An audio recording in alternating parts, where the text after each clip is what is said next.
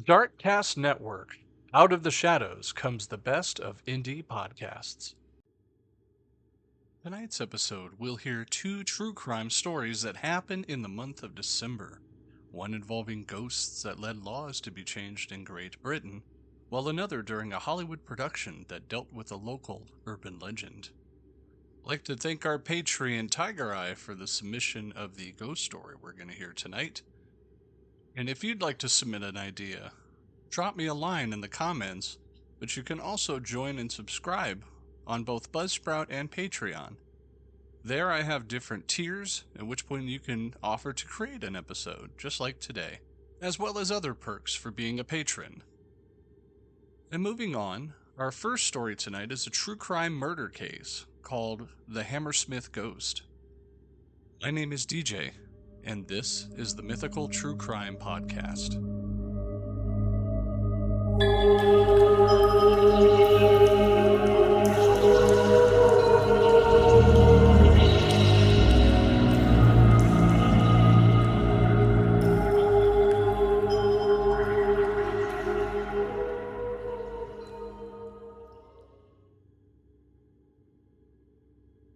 Now, as I mentioned at the top of the show, the Hammersmith ghost murder case of 1804 did set special legal precedent in the UK regarding self-defense, that someone could be held liable for their actions even if they were the consequence of a mistaken belief. Now, near the end of 1803, many people claimed to have seen or been attacked by a ghost in the Hammersmith area of London, a ghost believed by locals to be the spirit of a suicide victim. On January 3rd, 1804, a 29-year-old Excess officer named Francis Smith, a member of one of the armed patrols set up to in the wake of the reports, shot and killed a bricklayer, Thomas Millwood, mistaking the white clothes of Millwood's trade for a shroud of a ghostly apparition. Now, Smith was found guilty of murder and sentenced to death, later commuted to 1 year of hard labor. The issues, however, surrounding the case were not settled for another 180 years until the Court of Appeal decision in 1984. Now, from November 1803, a number of people in the Hammersmith area at the very beginning claimed to have seen, or at least some have even said that they were attacked by a ghost. Local people said that the ghost was that of a man who committed suicide the previous year and had been buried in the Hammersmith's churchyard. The contemporary belief at the time that suicide victims should not be buried on consecrated grounds, as their souls would not be able to rest. The apparition was described as being very tall and dressed in all white, but was also said to wear a calfskin garment with horns and a large glass eye of other times. Stories about this ghost soon began to circulate around town.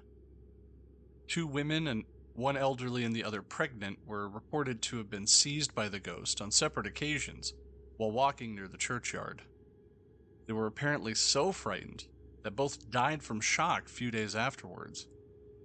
A brewer's servant named Thomas Groom later testified that while walking through the churchyard with a companion one night close to around 9 p.m., something rose from behind a tombstone and seized him by the throat. Hearing the scuffle, his companion turned around, at which point the ghost gave a twist around, and he saw nothing. Gave it a bit of push out of my fist and felt something soft like a great coat. On December 29th, William Girdler, a night watchman, saw the ghost while in Beaver Lane and gave chase. The apparition threw off a shroud and was managed to escape.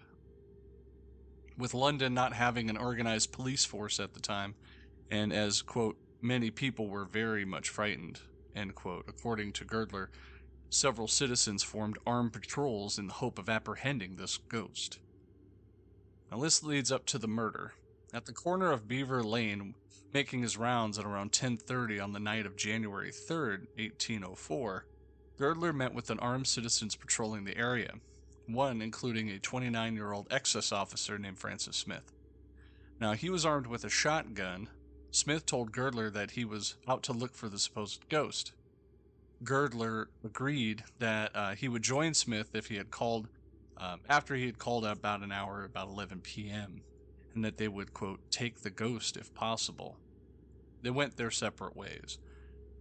Just after 11 p.m., Smith encountered Thomas Millwood, a bricklayer who was wearing a normal white clothing for his trade, linen trousers entirely white, washed very clean, and a waistcoat of flannel, apparently new, very white, like an apron, which he wore around him. Millwood had been heading home to visit his parents and sister, who lived in Black Lion Lane. According to Anne Millwood, the bricklayer's sister, immediately after seeing her brother off, she heard Smith challenge him, saying, quote, "Damn you! Who are you, and what are you?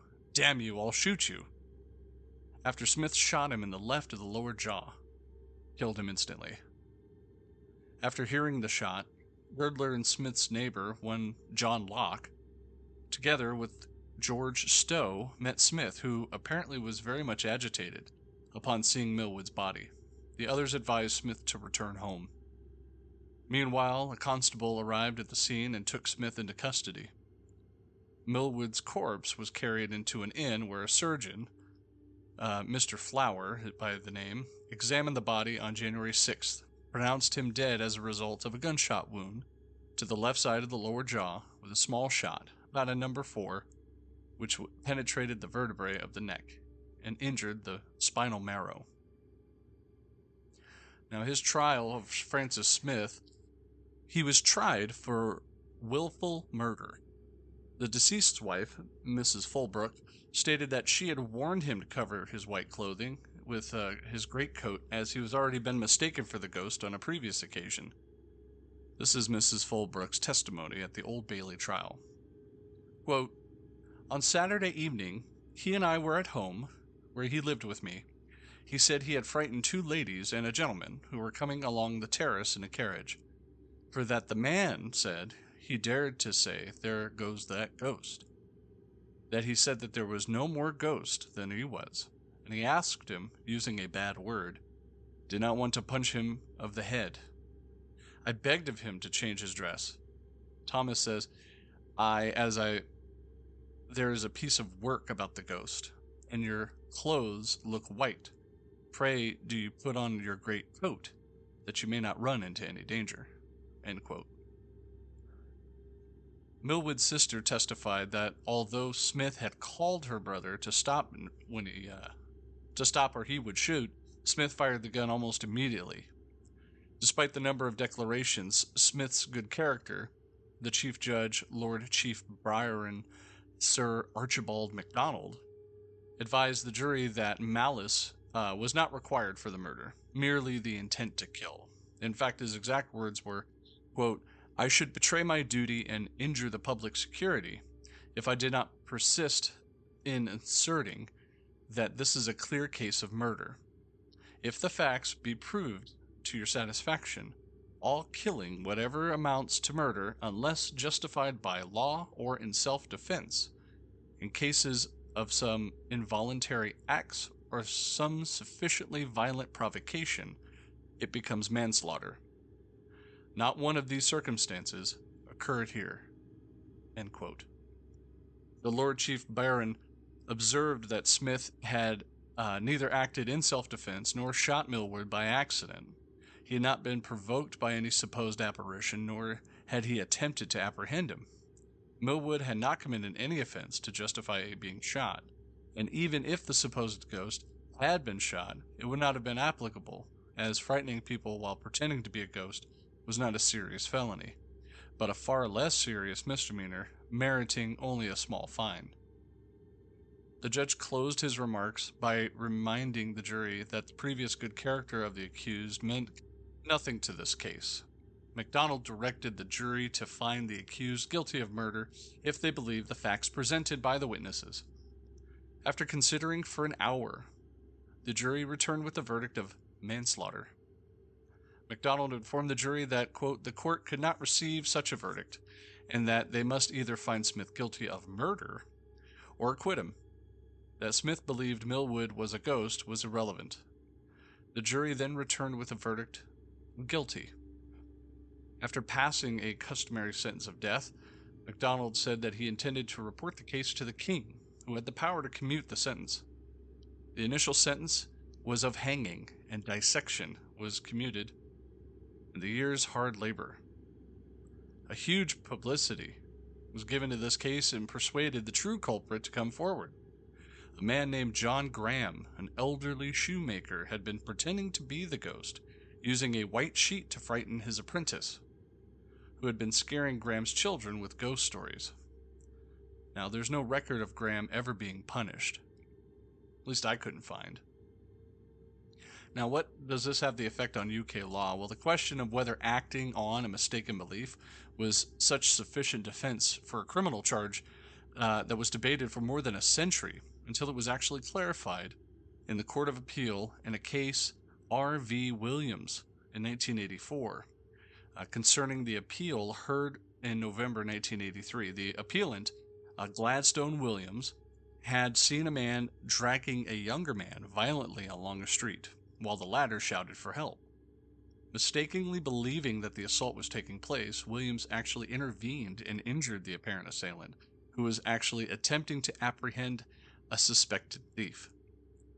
Williams was subsequently convicted of assaulting, occasioning actual bodily harm. Now, at the appeals, Lord Chief Justice Lane referred to this historical debate, saying, quote, "The case raised issues of law which had been subject to debate for more years than anyone likes to think about, and as such, subject of more learned academic articles than one would care to read in the evening."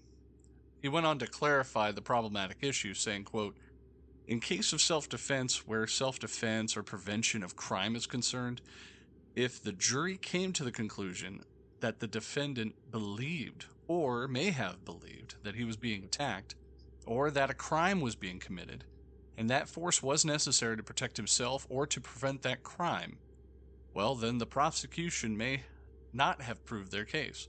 If, however, the defendant's alleged belief was mistaken, and if the mistake was an unreasonable one, that may be peaceful reasoning for coming to the conclusion that the belief was not honestly held and would be rejected. Even if the jury did come to the conclusion that the mistake was an unreasonable one, if the defendant may genuinely have been laboring under it, he is entitled to rely upon it." End quote. Now, this appeal was allowed, and the conviction was quashed. The decision was approved by the Privy Council, Beckford versus the Queen, in 1888, and that was later written into law in the Criminal Justice and Immigration Act of 2008, Section 76. You can look for that online. I don't know. That was a very interesting story. How you would have handled something like that if you witnessed a supposed ghost in an area that had been attacking people? Would you have started blasting, or would you have actually stopped and asked a question or two to identify this supposed ghost, or whatever it may be? What you would have done on X, formerly Twitter, Instagram, or my Facebook page. You could even join and subscribe my Patreon or Buzzsprout subscription service, and you can contact me there. Now let's move on to our next true crime story. Now this one's quite bizarre as it involves a local urban legend. I don't know if you knew this, but I am located in sunny Southern California, and while there is plenty of urban legends to go around across our great country, this is a local one that I heard of personally myself. Now, the story goes that there is a wax museum located in Los Angeles that you can visit, and inside you would see not just, stuffed people and animals and things of that sort and wax figures, but in one of the rooms, it wasn't a wax figure or a mannequin to speak of, but that of actual human remains. Now, on December 8th, 1976, the production crew of the television show The $6 Million Man was filming a scene for an episode called The Carnival of Spies, which took place in Long Beach, California at the Pike. Now, during that shoot, a prop man was there, thought to be wrangling all the wax mannequins that he was hanging, in this particular scene from the gallows. One of the mannequins, however, when he reached for it, its arm broke off. And instead of wax or stuffing or anything like that, it contained a human bone and muscle tissue. Now, obviously, the police were called, and the mummified corpse that was found was taken to the Los Angeles coroner's office.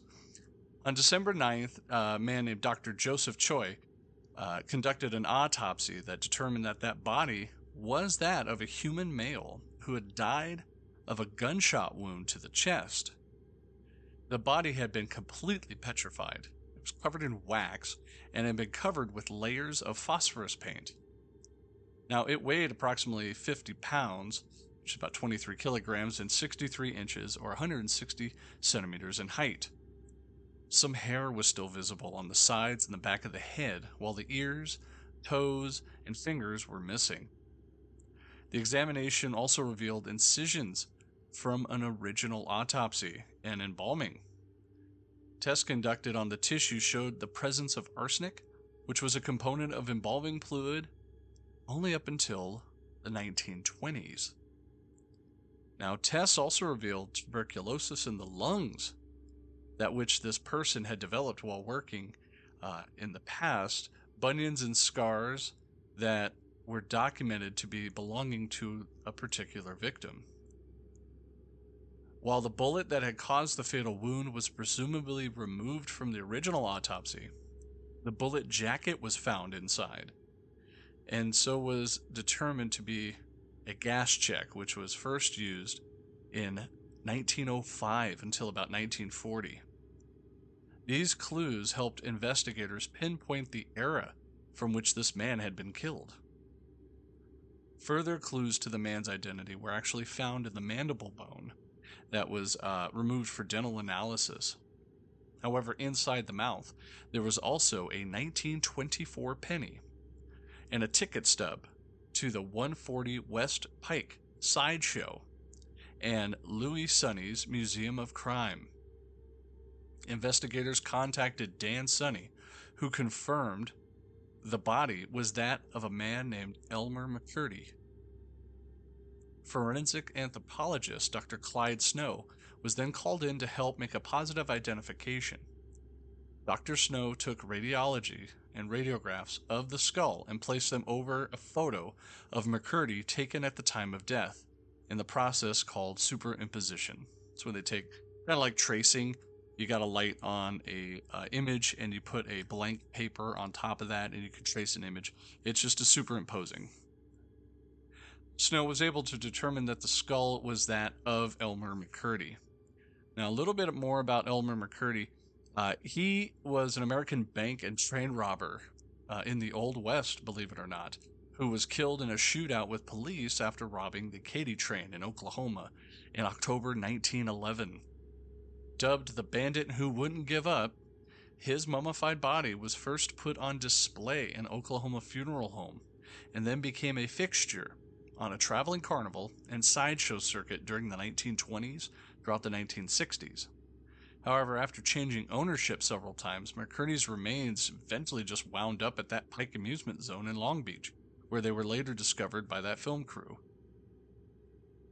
Now, McCurdy was born in Washington, Maine on January 1st, 1880. He was the son of a 17-year-old Sadie McCurdy, who was unmarried at the time of her birth. The identity of McCurdy's father is unknown. One possibility is Sadie's cousin, Charles Smith, who McCurdy would later use the name Charles Smith as an alias. Now, in order to save Sadie the embarrassment and shame of raising an illegitimate child, her brother George and his wife Helen adopted Elmer.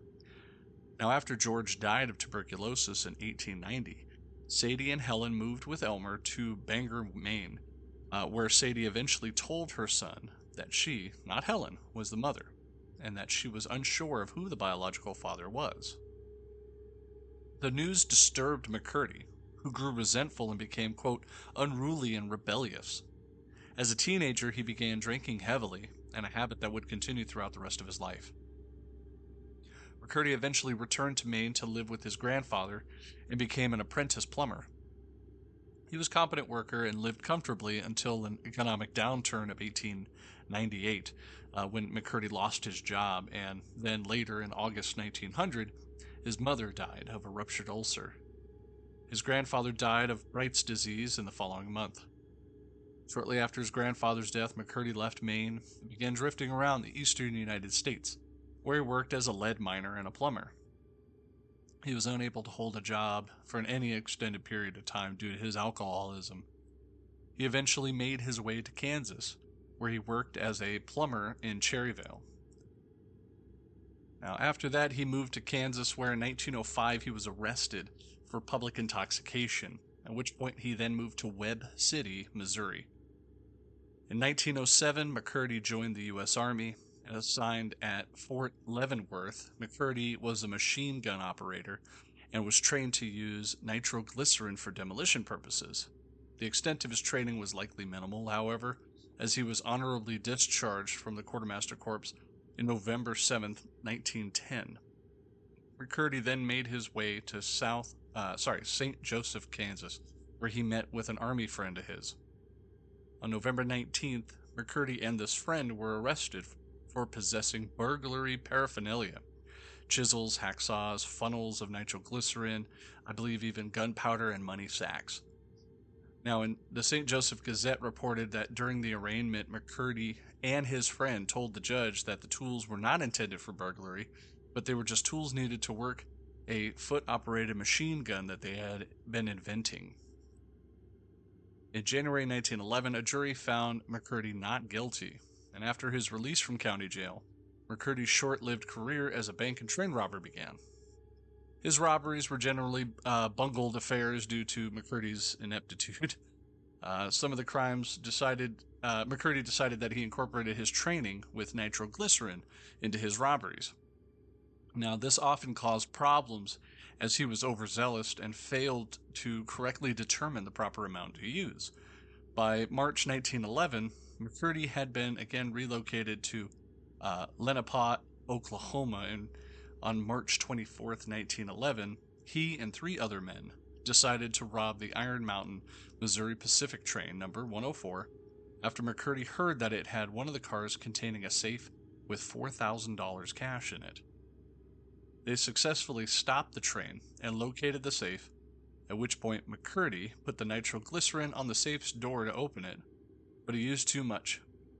The safe was completely destroyed by the blast, and as well as the majority of the money.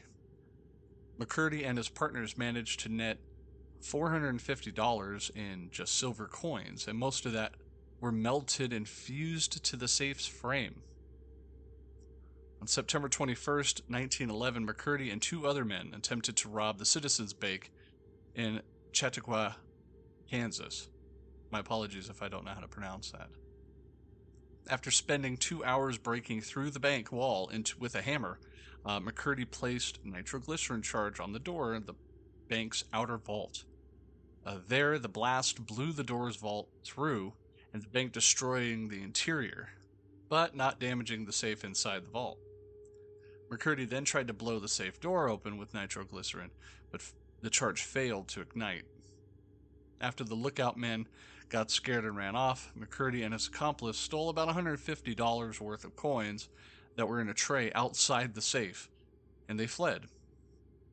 Later that night, men hoped that, they hopped on a train, at which point they hoped it would take them to the Kansas border. They split up with McCurdy, and he made his way to a ranch with a friend, Charles Rivard, near Bartlesville, Oklahoma. He stayed there in a hay shed on the property for the next few weeks, drank heavily. Now, this is where it gets to his death. McCurdy's final robbery took place on October 4th, 1911, near Okesa, Oklahoma. It involved McCurdy and 2 accomplices that planned to rob the Katy train after hearing that it contained $400,000 in cash that was intended for a royalty payment to the Osage Nation. However, McCurdy and the men mistakenly stopped a passenger train instead. Now, the men were only able to steal about $46 from the mail clerk, 2 demijohns of whiskey, a revolver, a coat, and a train conductor's watch. A newspaper account of the robbery later called it one of the smallest in history of train robbery due to the minimal amount of money that was stolen. Now, McCurdy was disappointed by the haul and returned to Rivard's ranch on October 6th, where he began drinking those demijohns of whiskey that he had stolen. Now, by this time, McCurdy was ill with tuberculosis, which he had developed from working in the mines. He also had a mild case of pneumonia and trichinosis. McCurdy stayed up drinking with some of the ranch hands before going to sleep in a hayloft the following morning. Now, unbeknownst to McCurdy, he had been implicated in the robbery, and $2,000 reward was placed on his head for capture. In the early morning hours of October 7th, a posse of 3 deputy sheriffs, brothers Bob and Stringer Fenton and Dick Wallace, tracked McCurdy to the hay shed using bloodhounds. They surrounded the hay shed and waited for daylight. Now, an interview in October 8th, 1911 edition of the Daily Examiner, Sheriff Bob Fenton recalled, quote, "It began just about 7 o'clock. We were standing around waiting for him to come out when the first shot was fired at me. It misses me, and in turn his attention to my brother, Stringer. He shot 3 times at Stringer, and when my brother got under cover, he turned his attention to Dick Wallace. He kept shooting at all of us for about an hour. We fired back every time we could. We did not know who killed him, but we did find one of the jugs of whiskey which had been taken from the train. It was about empty, so he was pretty drunk when he rode up to the ranch last night." McCurdy was killed by a single gunshot wound to the chest, which he had sustained while lying down. Now, McCurdy's body was taken to the undertaker in Pawhuska, Oklahoma, where he went unclaimed. Joseph J. Johnson, the owner and undertaker, embalmed the body with arsenic-based preservative typically used in the embalming at that era to preserve the body for a long period when no next of kin was known. He then shaved his face, dressed his body in a suit, and stored him at the back of the funeral home. As McCurdy laid unclaimed, Johnson refused to bury or release the body until he was paid for his services. Johnson then decided to exhibit McCurdy to make money. He dressed the corpse in street clothes, placed a rifle in his hands, and stood him up on the corner of the funeral home. For a nickel, Johnson allowed visitors to, quote, "see the bandit who wouldn't give up." At various times, McCurdy was also called the Mystery Man with many aliases, the Oklahoma Outlaw, and the Embalmed Bandit. The Bandit, which became popular attraction at the funeral home, drove attention of carnival promoters, at which point Johnson received numerous offers to sell McCurdy's corpse, but he refused.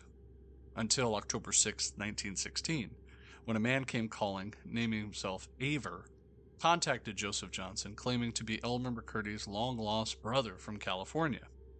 Aver had already contacted the Osage County, Oklahoma sheriff and a local attorney to get permission to take custody of the body and ship it to San Francisco for a proper burial. Now, the following day, Aver arrived at the Johnson funeral home with another man calling himself Wayne, who also claimed to be McCurdy's brother. Now, Johnson released the body to the men, who then put it on a train straight to San Francisco, and it was instead shipped to Arkansas City, Kansas. The men claimed to be McCurdy's long-lost brothers were in fact James and Charles Patterson. James Patterson was the owner of the Great Patterson Carnival Show, a traveling carnival. After learning of the body and ordered to feature it in Patterson's carnival, McCurdy's corpse would be then featured in Patterson's traveling carnival as, quote, "the outlaw who'd never been captured alive," until 1922, when Patterson sold his operation to Louis Sonny. Louis Sonny used McCurdy's corpse in his traveling museum of crime, which featured wax replicas of famous outlaws such as Bill Doolin and Jesse James. In 1928, the corpse was part of an official sideshow that accompanied the Trans-American Foot Race. In 1933, it was acquired for a time by director Dwayne Esper, who promoted the exploitation film Narcotic. The corpse was placed in the lobby of theaters as a dead dope fiend, whom Esper claimed he killed himself while surrounded by police after he had robbed a drugstore to support his habit. By the time Esper acquired McCurdy's body, it had become mummified. The skin had become hard and shriveled, causing the body to shrink. Now, Esper claimed that the skin's deterioration was proof that the supposed dope fiend's drug abuse. After Louis Sonny died in 1949, the corpse was then placed in storage in the Los Angeles warehouse. There it sat until 1964, when Sonny's son Dan lent the corpse to filmmaker David Friedman, and eventually made a brief appearance in Friedman's 1967 film She Freak. In 1968, Dan Sonny sold the body, along with the other wax figures, for $10,000 to Spoony Singh, the owner of the Hollywood Wax Museum.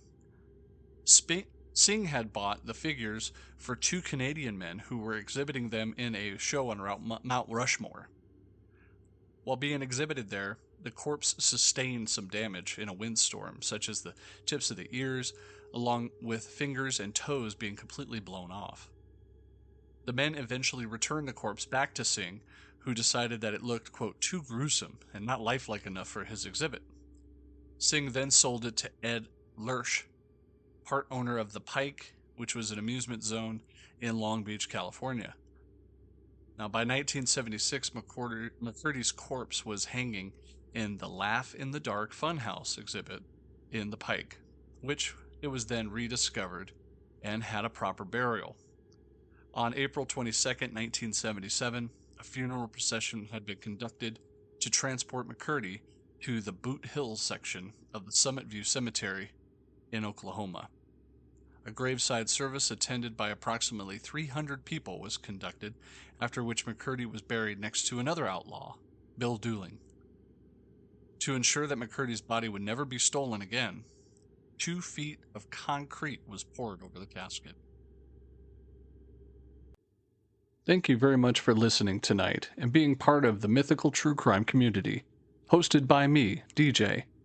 Subscribe to Facebook, Twitter, and Instagram to get your weekly updates. And if you like what you hear, consider subscribing. Subscribing will directly support the show and the work that I'm doing. If you'd like to be a new supporter, consider clicking the link in the description box below.